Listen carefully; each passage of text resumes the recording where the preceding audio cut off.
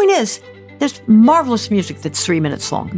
And what does that give you? 4 minutes long. A movement is something. You do that, and you listen to it 20 times, 4 times, I don't care, because you want it to be as familiar as a poem when you teach memorization of a poem. Welcome to Classical Etc. You are in the studio with Memoria Press.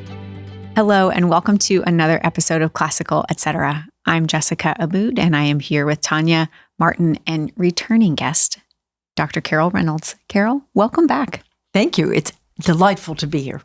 We are so glad to have you. You don't make it to campus very often. So when you do, we try to maximize time with you. We've got a really good question from a listener that you are going to be perfect to answer. We'll get to that later. But Carol, you write our fine arts curricula. You do a lot of other things too. You give international tours for art and music. I'm sure I'm leaving out so many things. What else? You teach at Memoria College. That's right. You're teaching a class tonight. That's the most important. Yeah, we have class you tonight. teach at the academy. You teach high schoolers in lower school now. So you are a busy lady. I can't get enough of Memoria. That's it. Yeah. Well, we're so glad to have you. As you know, we usually go around and say what we're reading. Martin, let's start with you to give Carol a minute to think about what's on her nightstand. Well, I usually forget about this until you pop the question on the show, but I didn't this morning, and I brought in my old copy of the Odyssey. Okay. That was translated by Andrew Lang, who we know from The Blue Fairy book. all the other fairy books he I'm wrote. just talking about the one we published. Yeah, I know. Well, yeah, he was most famous for having collected and edited and rewritten the fairy tales that came out in a series of books. The Blue Fairy book was the first one that came out in the late 19th century. And then, so he's primarily responsible for bringing the fairy tales, Grimm, Perrault, all these European, into English, actually. He's the one who really originally made them popular in the English language. And so then I did not know that he also translated the Iliad and the Odyssey, and it's my favorite translation. And he has this introduction where he talks about the translation of these ancient texts, and he basically makes the argument. This is my summary, not his words, but that this is the King James version of the Odyssey.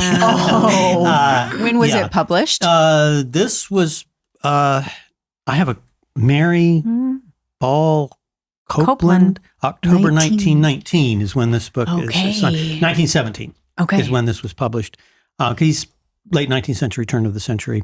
It is just wonderfully written, and it has that high language that you would expect from an epic, and that you would anticipate that you would experience if you were actually reading the original in the original language, which is some of the problems that we had with the movie is the anachronisms in it, right?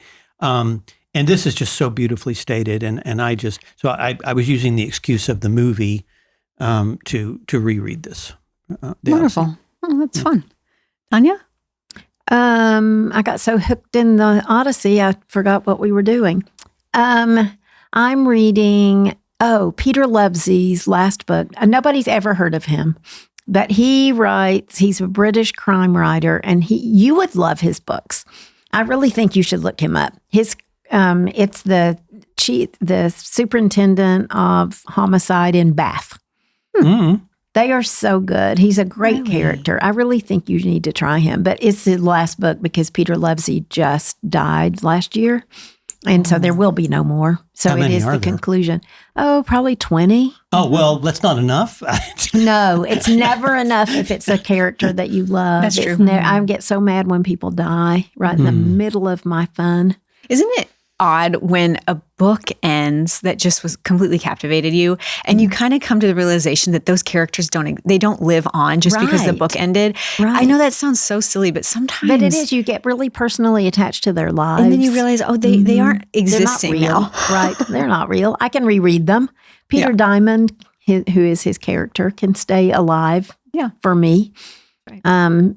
In a way that Peter Lovesey cannot. I thought it was interesting that he named his lead character Peter, and that's the author's name. That too, when does that ever happen? It's odd. I'm also still reading The Abolition of Man. Oh, that's not very long though. No, it's No, it's not. But this time of year, I come home and I am just wiped out. Sure. And so I go back to crime fiction instead of what I is should so be comforting? reading. Why is crime fiction comforting? It's light. You don't have to think about it. I'm not really trying to figure out who did it. I'm just enjoying the process. Yeah, just kind of rinse your brain out. Mm-hmm. Well, I'm still working on a previous recommendation of yours. My wife and I, we Emma M. Lyon? M. Lyon. Oh, yeah. Do you like her? They're delightful. Absolutely. Have you read those, Carol? No. You should. You've got to. Okay. They'd be a good listen in You've the car got with to. Hank. Yes. That'd be fun. Yes. For your drives. I write down what you always say on these Okay. podcasts, the way everybody else does. I think you would love All right. Emma. It just moved up on the list. I heard Okay. you speaking about it recently. Yes. Yeah. Best thing recently. Mm-hmm. Well, Carol, what are you reading? Well, I'm reading something now and listening, which we don't always do when we drive, despite all the driving we do. Hank likes to drive in silence and think. Can you imagine? Yeah. You know, Hank? Silence? Think, and I like to blast books, but I'm listening to a beautiful reading of David McCullough's Americans in Paris. I haven't read that. Well, he wrote tons of these historical. I love everything he wrote's his great. books, Yeah, but I have somehow missed that one. Well, it's a good one, and there's all kinds of people you don't expect. Samuel Morse, the painter turned inventor, and James Fenimore Cooper, and you go through the revolutions, and you get to go through the Franco-Prussian War rather vividly, I might add, and the Paris Commune, which makes that look like child's play because it's so much more awful. And we're just about to recover from that, I hope. Oh, gosh. So that's been fun. And I'm rereading also a little book that I'm not sure you all would know it by Father Homer Rogers called The Romance of Orthodoxy. I don't know. It's my favorite books about Christian faith. And what I need to do is find copies and bring them to you. Yes. And it is so engaging and clever and to me surprising. I don't know what you think about it. I've read it a number of times. And it is just always a quiet, gentle revelation. Father Homer Rogers. Okay. I'm going to definitely get that. Yeah, that sounds like it's been enriching. It had, and it was probably, I don't know, 70s, 80s. I never met him. I know his son, different descendants of the family, and very beloved person. So there. The last time you were on here, or maybe the time before, you were reading A Tree Grows in Brooklyn and talking about how it reminds you of your mother and her life growing up. And I had already read it as a teenager, but I got it again and reread it. And it made it such a better experience to me because I was really thinking kind of a connection between your mother and this character. And I just really enriched my experience with the book this time. Right. I really enjoyed it. But so I'll get Father Homer Rogers. Yes. Father I remember you talking about, I was chopping vegetables in my kitchen listening to this podcast, as I know a lot of people do. And then you brought that up and I thought, she's reading it. I can't wait to hear what she says. I did read it, and you still haven't read Emma M. Lyon. Okay, but now I will. You owe me one now. Oh, absolutely. Give me the deadline. Okay. Yeah. I saw the movie A Tree Grows in Brooklyn, which was wonderful. So I'd like to get that book. Yeah, the book is good. Interesting. Fantastic. Well, What about you? oh, nothing. I like I said last week, I got the book Land by Maggie O'Farrell from the library, and I haven't even touched it. It's hard this time. It's a big one. We should It's just, really big. Until August is over, just forget this whole thing. Just pause. So it's on, it's in my living room right there. I have a little bin of books right by the couch, and I just kind of rotate through whatever's in there. Whatever. Oh, gosh. And Land is right on top, and I need to grab it maybe this weekend. Maybe this weekend. Well, let's get on to our listener question. This is perfect for you, Carol, because you've spent decades building music and fine arts curricula, and you're the one we come to when there's a question we get that we'd rather hear from you than from us. So I'm going to read you Matt's email. He wrote us from the podcast at Memoria Press inbox. And he says, "Hello. I love listening to your podcast. I'm a Catholic music director who has stumbled into teaching at one of his local Latin schools. If you can make it happen, I would love to hear a podcast truly focused on the role and methods music plays in a classical education.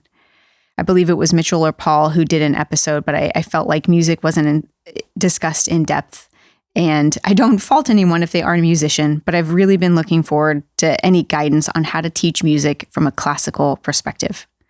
And then he wraps up by saying, I never thought I would be a teacher, but I'm doing it and I love it. Oh. That working at his school has inspired him to study many other content areas and brushing up on Latin. So, Carol, the first thing I wonder is, do you find a kindred spirit in Matt in that it sounds like he didn't set out to teach music? Did you set out to be Professor Carol? Oh, Did your mother call you Professor? no. My mother wanted to make me the next Van Cliburn, the phenomenal Really? Texan pianist who at Really? 20 or so went over to Moscow and blew away everyone by playing the Tchaikovsky First Piano Concerto in the very first Tchaikovsky competition during, Khrushchev's era when the Cold War was, and he won, and it blew. Well, that's a wonderful story. Ticker tape parades and on the cover of magazines as kid, and that was the big blast when I was a child. So that's really kind of the model a lot of us had growing up. Interesting. But my goal was to go to Russia for different reasons. And the way I got there was through research grants, through writing a dissertation that got me to Leningrad. I mean, it took a long time to make all that happen because you couldn't just say, oh, I think I'll get on a plane and go to, you couldn't do that. So, no, I certainly, everything, as with all of us, you look back, it's step by step. You run the whole thing backwards. It all makes sense. It does. It in really retrospect. does. So but take at the heart. time, it Take can heart. seem, Yeah. What was Russia part of, was your decision musically based? Like, did you just love the music of Russia or you just like to be cold? Well, no. I mean, the whole story has to do with a cousin who knew Russian, and I admired that he was magical to me. He was older and in college, and I wanted to learn Russian. And then, of course, that led me. I was 12 when this started. So 12-year-old, that's when you find a lot of your love in life, And then I went from that to the music, to the literature, to the language. And then, so music was a part of it. It was definitely a part, but so was the language and literature, which goes exactly to what your questioner wrote. Exactly. Which is, I find now that I'm doing this, that I'm being reconnected to all of these disciplines. Yeah. Because as we all say, but I like to say it a lot, there's no such thing as the arts without everything, without math, and without sciences, and without cultural history, and without language, and without literature. And you cannot, it's a woven fabric that cannot be just picked apart. But what was the question? But we've picked it apart. I know, and I'd love to hear you. So it's not just like music music and the arts have a primary seat at the table. They're not auxiliary in your mind. But as you said, we've picked it apart because the modern world, we know when it happened. They became an elective, along with, we call it often progressive education, and we just decided that we did those on Fridays if we had time, maybe. Right. When did that happen? Not so much when I was coming up, because we still had folk dancing and singing in school, and you were supposed to learn it. Yeah. I remember that. It's another... I remember when my musical education met its Waterloo. It was Mrs. Loren's class in the 7th grade, and they had about 20 ukuleles and 20 students playing ukuleles in the class. Were you one of them? That spoiled me forever. I'm sure he was one of them.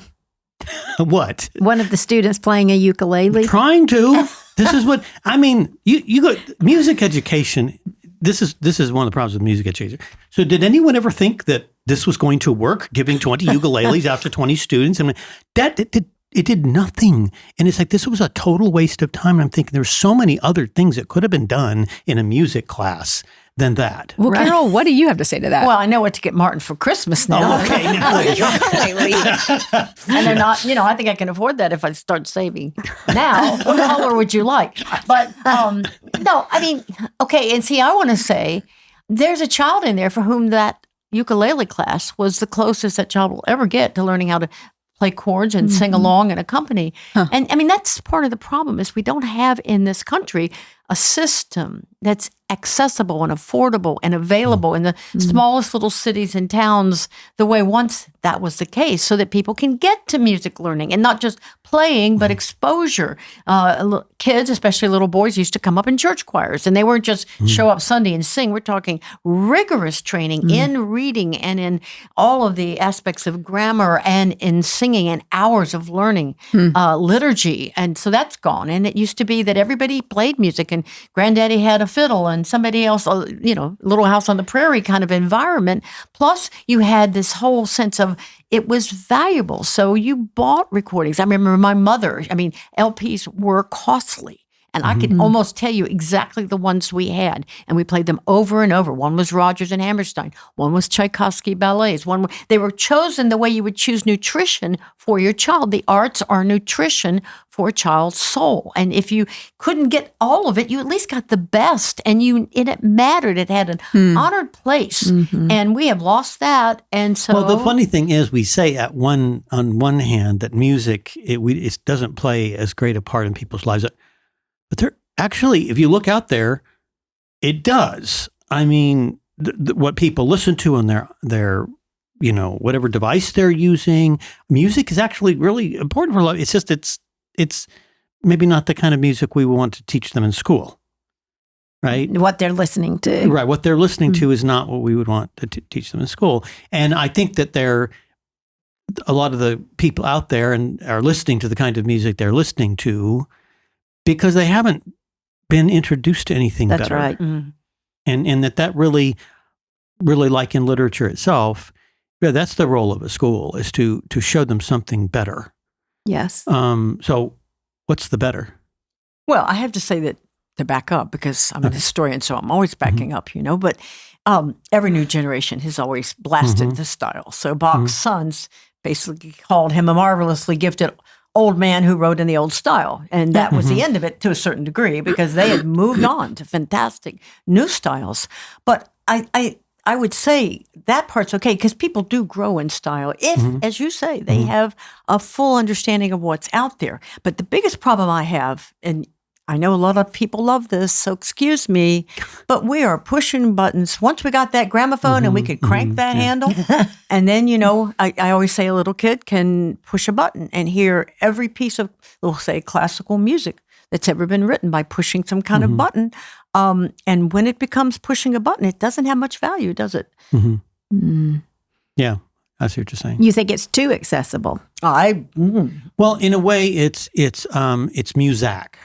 It's that background sound, and I do this. I have my little speaker thing that I set up and it's hooked to my phone, and there's actually this program where you can get any radio station in the world, and I just pick up something from Ireland or something, and I listen to Celtic music, and it's playing in the background. But I think we don't, whether we do that or not, we still don't. We do that in place of actually very intentionally listening to certain things, which I know you do. I know Hank does, because I've seen him doing it. Don't get near it. Yeah, do not interrupt. You're really Thank you. intentionally listening to it. We don't do that much. It's just background noise. No, and there's all kinds of reasons, and there's a place for that. Listen, but we bombard ourselves. We are such a noisy world. It's not beautiful sound at all. And it goes back to this question, about classical. If you're trained, if you have this, well, we have to try to answer that question, I guess. But go ahead. But part of that whole issue is working with your students who will have earbuds probably, and who maybe don't have the background, and who this and that and the other, And then you've got to talk to them about the role of living in a world where musical sound is just simply everywhere, but also nowhere, because you do nothing for it, and you have to do nothing to hear it. And what does that actually? It gives you one thing as an adult, because you can go back to songs you love and styles you. But what about a 6-year-old and a 9-year-old? That's the question. Well, I have a question about that. So Matt doesn't necessarily say this, but I would be curious to know, is to say he has students at different skill levels. Some of them can read music, some of them can't even play an instrument. How would you coach him to teach music appreciation and music in a mixed setting where there's a lot of different aptitudes going on? I would imagine every music teacher faces that Right. at some point. But if it's piano lessons, it's one-on-one. That's a little easier. That If you've got a is, room. that's right. And sometimes you can go back to that old standard idea of having the older ones instruct the younger ones, et cetera. But at the root, and this isn't very popular because people say, oh, well, Mary Jo plays the piano so well and really makes up all these great songs, and probably does, and doesn't read a note of music. Isn't that marvelous? And I want to say, Martin knows all kinds of literature and all kinds of poetry and epics and languages and things, and he can't even read the alphabet. Isn't that wonderful? I'm sorry.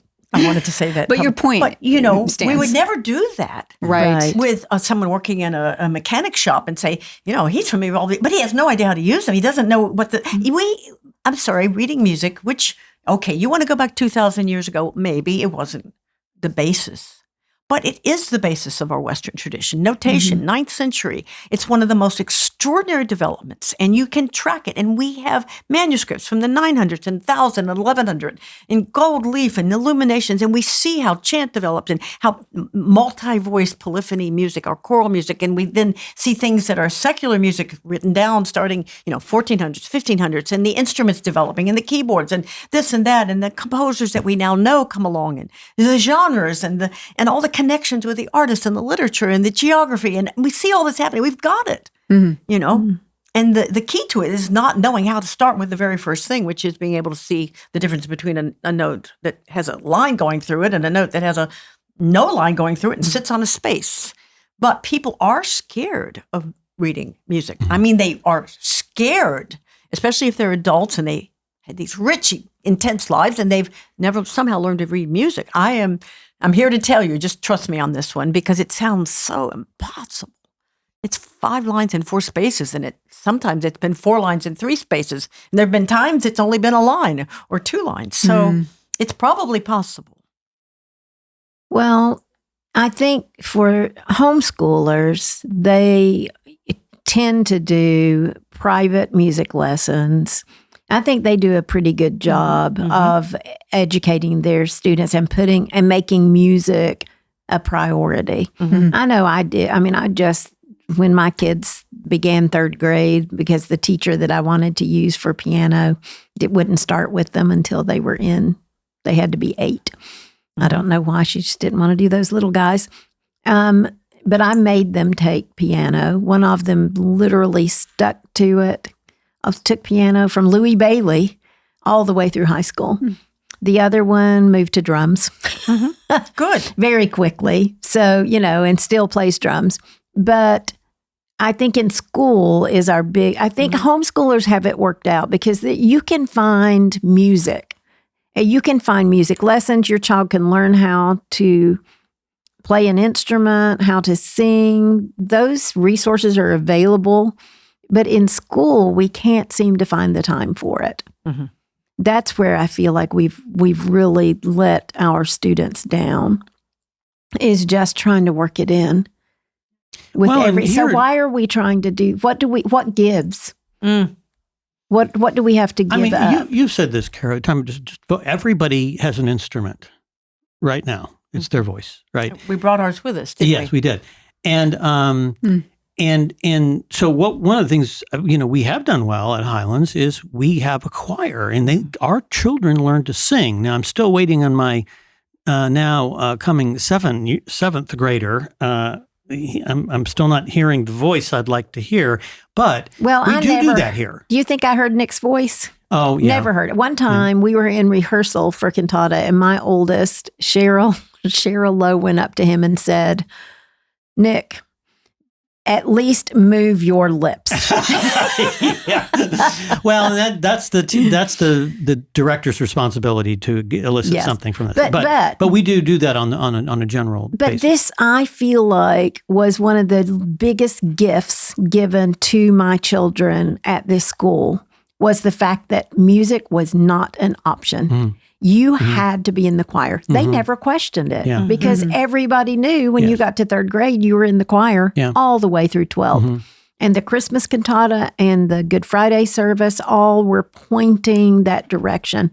And so I didn't have to fight any battles over it. Mm-hmm. My kids did know how to read music. And Right. they, even if they chose not to sing, really, that whole experience was a gift that And HLS I gave like to that them. example because I think it shows that Cheryl prioritized it, but she did it in a particular way. So for Matt, he says he's a music director. So it sounds like he probably has some performance and directing experience, but maybe not teaching experience. So maybe that would align with something like his background to say, oh, great. Maybe that gives him more freedom to realize, okay, I can lead a choir. Right. And that's But he prioritizing is- music. When he asks how to teach music from a classical curriculum, would it be any different from teaching music?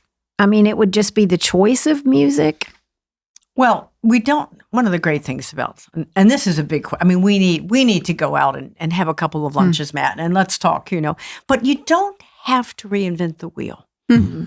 Music has been being taught forever, and one of the great things to realize is that the pedagogy is already there. The older texts are filled with it. The traditions are there, and I was lucky enough to get that from a generation that either came from Europe, meaning fleeing, the aftermath or part of World War II, or taught the people that taught me. So I didn't know I was that lucky. But if it's an understanding that your goal is to have a certain amount of repertoire that you do come to know, pieces that you do come to know, and the interconnections with every other aspect of cultural, social, political, historical life. To me, that's the classical goal. And when I teach in Memorial College, one of the great happinesses is when we finished a course that we're able to do sometimes strictly on either music or music and art. We have one called the Beauty is Not Optional, isn't it? I didn't make that title, but it's a beautiful title. You probably did. You did that title? I love that title. If it's not optional, then we better get on it, and we do other things. But when people will write me an email or I see them at Sodalitas or at a conference or somewhere, they say, I reread whatever the novel, whatever the literature is. And I now realize it's filled with music. It's filled with sculpture. It's filled with art. I kind of went over all those conversations before because I didn't know. And now I know that this author was absolutely consumed with content and passion for the arts. And so even the tiniest seed of singing, of going maybe a couple of times. And I'm always saying, yes, concerts have become so expensive. It's not true everywhere in the world. It's very hard to get to these things in the United States. And so I'm always trying to recommend, let's get the kids, if you can, even with the classroom, out to, I always say, high school orchestras, which these days at the big high schools are very good. Band, wind ensembles, choirs. I mean, I always make the joke that the third grader thinks the seventh grade wind ensemble sounds fabulous. You see? That's right. And you're doing that. And that's sort of this idea of stepping down the ages, because you don't need to take the third grader to the Chicago Symphony. I mean, if you can, fine. But if you're spending hundreds of dollars being in the back row, and of course, everybody will be asleep very soon. I mean, that's just even the parents, because they're tired, Right. I mean, we really want to get into live music, and that's still not the issue of the classroom. But if you can find some opportunities, but just a little opens a lot, especially when you're coupling it with the art, as is done here in the classical curriculum here, and as we've done in our new courses here, and things that you've already been doing, as Mrs. Lowe did, as you have this whole place filled with art. And then when you link it with the language, when you're linking it with the history, again, it sounds easy to do, but a little bit, it's like the first layer of glue. Even that ukulele could be just a little bit of glue for somebody. Clearly not you, but I've touched an instrument. I've seen it. I've heard it. I realize you do something like this. That's a start. It is a start. So you talk about the new program, Discovering Art and Music in the Younger Years. So could this program help him, do you think? Well, Does he say what? He doesn't say the ages. Okay. Mm-mm. But this would work for anybody. Yeah, well, I think you may have said that, because if you don't have, let's say your students or the parents of your students or your board members, that's something you have to work with. These people don't have a background. While we designed this for the elementary years, and it's just out. I mean, just a matter of weeks that it's been out. It's going to work with anybody who hasn't gotten to know these things. The unicorn tapestries, different pieces of architecture, the Cloisters Museum, Debussy's The Snow is Dancing. We have Gainsborough, we have Tissot, we have all the art, music, Bach. We've got sort of a little bit of everything, including a very recent percussion ensemble piece that's guaranteed to lift the hair off your head. That is just phenomenal for instrumental color going through the elements of music. So if these things are new, whether you're talking third or fifth grader or high schooler, it's put together in such a way that it will work with any age. I really believe that. And you have paired a piece of art with a piece of music. And that, for me, when you first told me you were going to do that, I could not figure out how in the world those things connected. But can you explain how you've done that, just so people will know what they're getting? Well, I'm glad you were puzzled, but I know you've seen the light now, right? Well, I have, because I've read through it, so I have seen the light. But but it was very puzzling to think, how are you actually connect? Because they don't appear connected if you just look at the table of contents. I'm thinking, how does the unicorn tapestry connect to whatever the music is that goes? It was a Renaissance pop song, or early Renaissance, late medieval. Well, of course, again, I didn't reinvent the wheel. That's the first thing, which is music and art they're cousins. They're very close cousins, along with all those other things. So it's really a matter of dipping in. And sometimes I dipped in chronologically. These things were happening approximately the same time or geographically. But the fact is, you can have a piece from 1900 that is using the same qualities in, say, tone color, or 2013, that you would find an impressionist painter or a portraitist in England working with certain aspects of color, because there are elements of music and there are elements of art. And that's the classical approach that I suspect is going to be being used already, maybe, by your questioner. There are, there's melody, rhythm, harmony, something called timbre, Timbre, which looks like, it's French. So, and that means tone color. It just means the color of music, whether it's a clarinet or a saxophone or your voice, my voice, or drums, or the ukulele, or the bassoon. I think I'm forever going to be identified with ukulele, and it very much disturbs me. I'm getting the T-shirt made now. Yes. You'll see it next year. Okay. But anyway, tone color, that's all explained by physics. So we want the science. Why does a saxophone sound different from a flute? But at any rate, tone color. And then the last thing is texture, the voices coming together. You can think of a string quartet, soprano, alto, tenor, bass, or a barbershop quartet, which I love barbershop singing. It's the same idea of 4 lines that come together, or 3, or 2, or 25 in an orchestral work of Mahler or something. So use those forms, or those, I should say, elements, plus there's a couple more things you add, text and musical structure. And then in art, you have things like you have the horizon line, the vanishing point, you have issues of perspective, you have color, you have all these other things that you learn when you take basic art appreciation, art history, introduction to painting, introduction to drawing, classical subjects classically taught for centuries that these artists we admire all learned, and can you do those with a third grader? Well, that's kind of what we're doing here, or the 7th grader, or the parent of the 3rd grader and 7th grader. And so I really stuck to the elements and themes, like there's one in here called snowscapes. Well, how do you paint snow? It turns out it's not all white. Turns out there's not much white at all. And how do you put snow in sound? Debussy did it with Snow is Dancing. How do you do these things? And so animals in art, what animals in music?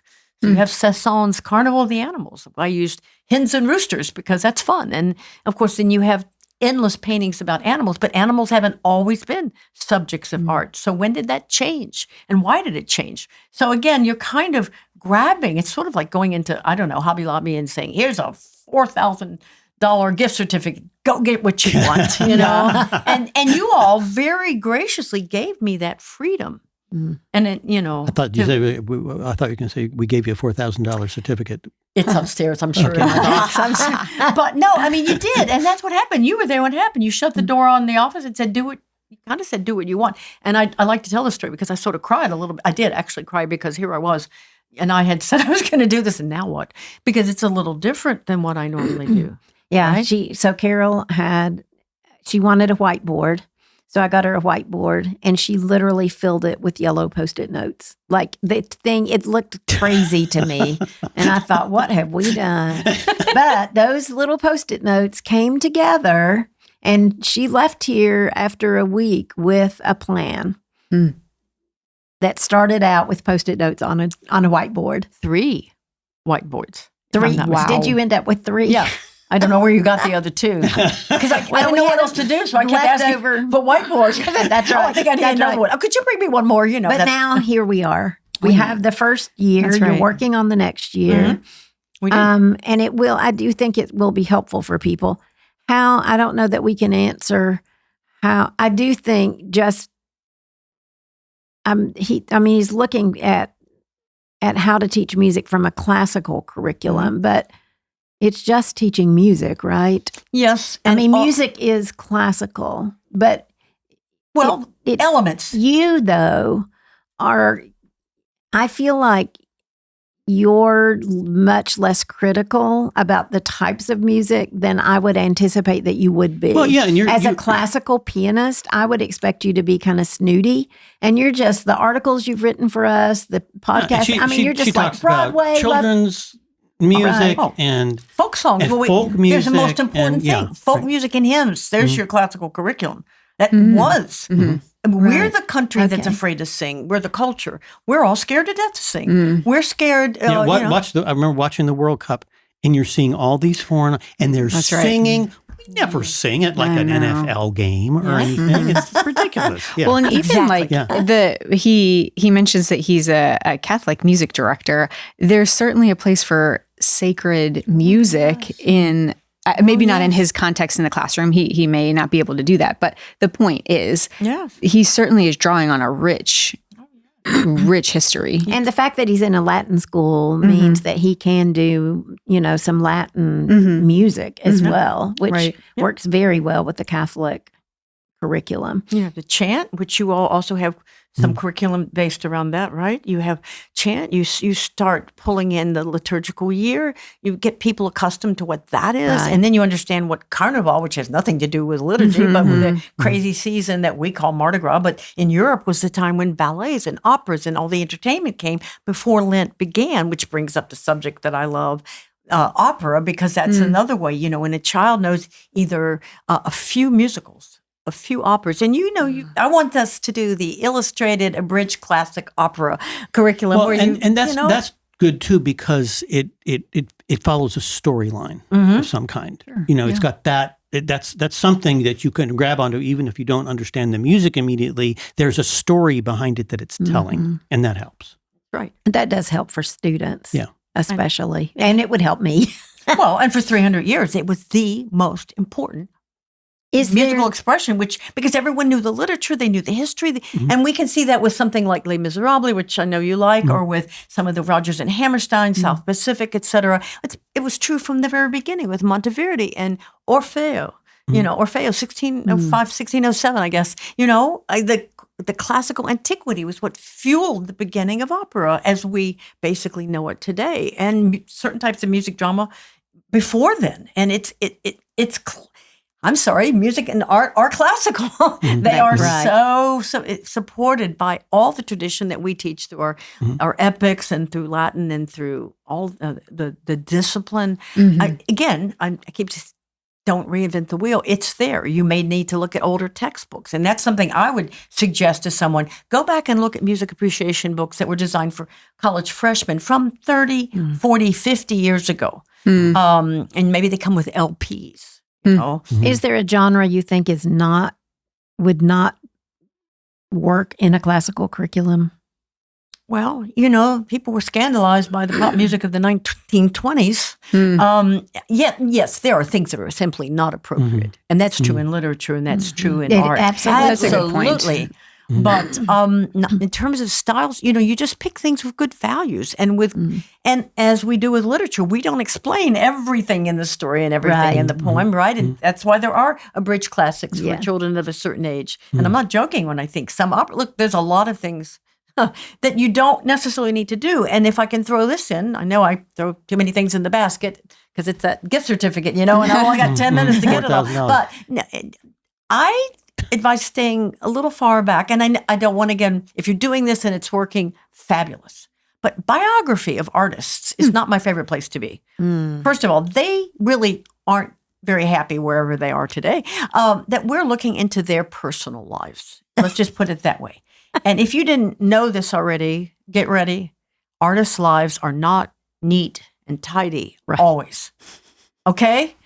And, you have people burning their letters because they didn't want letters to survive the way they did or burning their sketches. Brahms burned destroyed his musical sketches because more than 6,000 pages of Beethoven sketches survived all over the place, on the floor, hanging in the closet, everywhere. And then we've gone back, and it's great for us. We have his creative process. People spend their whole lives pasting these things back together, not necessarily with glue, but figuring out this page was actually part of this, and then this one says V day goes to here. It's called musicological forensics. It's wonderful.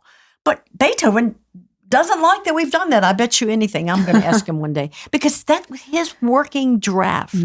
And he didn't, I don't want you all to see that I actually do notes like this. So nobody does. This is a mess. I'm embarrassed about it, and authors don't necessarily want us to know. They're creating something that's frequently so much more beautiful and meaningful than anything in their lives could ever be.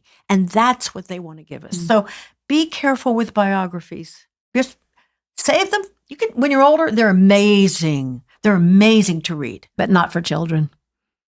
It's not going to give you what you want always. Plus, we're really trying to build an appreciation for art and music. And we don't have, as we've said, fine arts has lost its centrality in the curriculum. So we don't really want to spend it reading about these artists. We want to listen and look at what they've actually done, their life's work, which I think they would prefer. Well, exactly. As well. Unless there's something like with Bartok, which is in one of these units. He and his friend Kodai got the new wild technology of gramophones, stuck them on their backs and in little carts, went all over Europe, gathering with cylinder recordings of traditional folk songs in the villages, and bringing them back and sitting in the basement 2,000 hours at a time, it probably felt to them, trying to transcribe folk music that didn't use do, re, mi, and didn't have sweet sounds and was rough and was, authentic and hundreds of years old. How do you put that in notation? And it changed their musical vocabulary. It's this treasure, this work that they were doing, others were doing it. They were called song catchers sometimes. The point is, there is something biographical that is fascinating and relevant. But, which person did Bartok take to the Hungarian prom? I mean, I don't know. That's just not important. That's right. So that's what I'm saying. Major in the majors when you have time with children in an art and a music class, not major in the minors. Okay. Right. Can I say one more thing? Please. Short works in music, because you talk about where do you get it? Again, and it's lovely if they can learn Mahler's Ninth Symphony. If they can learn, the point is, there's marvelous music that's 3 minutes long. And what does that give you? 4 minutes long. A movement is something. A movement of the Mozart D minor piano concerto. You do that, and you listen to it 20 times, 4 times, 11 times, 13 times. I don't care, because you want it to be as familiar as a poem when you teach memorization of a poem. You want to know how it begins, where you are in it, what's coming next, what have you just completed, the way you teach, Horatius at the Bridge or any of these things. You're teaching it to be real and alive. And you cannot do that, with something that's 45 minutes long. Right. An adult can barely do that. But something that's a minute and a half, you can make that piece a child's own, and you can get a lot of it in. And you say, well, that's not the greatest masterwork. Okay, they've got time for the greatest masterwork. Let's get something beautiful, powerful, vivid, strong, dynamic, amazing in that they can grasp when they're second grade and fifth grade. Are your pieces in here short? Oh, yes. I'd have to go. Someone's going to write me and say, no, there's one here that's longer than that. But most of them are 2, 3, 4 minutes long. That's great. 5. That's great. Because if you're going to say, you have to listen to them again. Again, our goal is to bring them into our heart, our soul, our mind, our understanding, so that they come out of us. So good. Well, Carol, I am confident that Matt will come away from this episode encouraged and with some practical tips too. There was a lot of practical advice for him. So Matt, we'd love to hear from you how it goes. So please send us an update. We would love to hear from you. Carol, thank you for your time. Oh, and your wisdom and your experience. Thank you for your passion too. Oh, well, thank you for this podcast. See, I'm speaking for everybody who's normally on the other side of this. And you all are so beloved in what you do. I don't think it's a bad thing if I say this. You may not realize how close so many of us feel to what you do here at this table and how you encourage us week after week. Because it takes a village to do what we're doing. Well, there is that. And the village is on the other side of the camera. Mm-hmm. That's exactly right. But you're feeding it. You're feeding that village and bringing the rainfall and the sunshine. So thank you. Thank all of you. Thank you, Carol. And thank you for joining us. We'll be back next time. Thanks for joining us today on Classical Etc. by Memoria Press. If you like what you heard, please like, subscribe, or share this episode or comment. We love to hear your questions and your comments. If you want to learn more about Memoria Press, please go to memoriapress.com. This has been Classical Etc. We're so glad you joined us, and we'll see you next time.